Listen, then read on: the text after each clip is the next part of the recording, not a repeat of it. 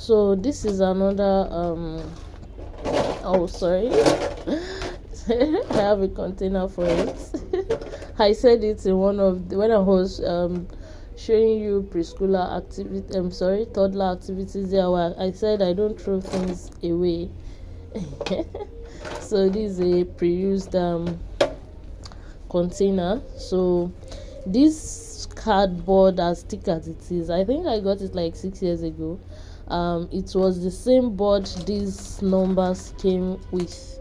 So I just decided to cut out cardboard, sugar papers in a nice shape for identification. So this is 0. The child, you just place it and let the child see it. 0, 1, you understand, 2, and don't forget, you can see I secure it jealously with my what's it called, sellotape, and that is why it could stand the test of time. So if you also want yours to, they are children, so this big white tape, probably I'll show you. I think I've showed it in one of the flashcard, how to DIY your flashcard. Probably I'll share the link later after this video. So do you understand? Do you get the gist? Make something like this, then your what's it called, the numbers, alphabet, shapes, color, whatever. If you already have, I use this to draw out the number shapes anyway, if you don't know, and I glue it on the cardboard. If I, as in this board, I glue this my shapes on it before sellotaping. So, and I wrote the numbers inside the shapes I glue on the cardboard. I think you understand. So this is it. 0, 1, 2, and so on. And make sure they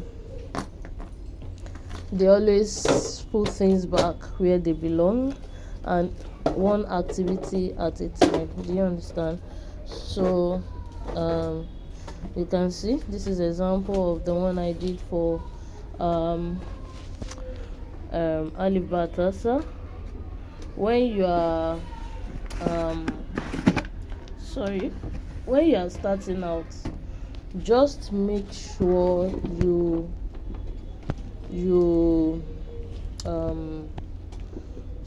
just make sure you don't make it so much.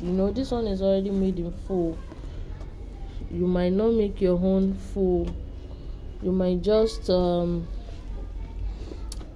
3, 4, gradually you continue to extend them. This same board you are looking at, this same puzzle board, I started from, you can see the joining. I joined it here. I think there are like 3 to 4 joinings before the this thing was completed. You can see, and the child will look for the dot. So this, the way they are engaging with it, it makes it easier for them to identify. So I think you get the gist. So that's it for the second. So you can see whether or not you have a like this. I have a what's it called, a model for my alphabet and numbers.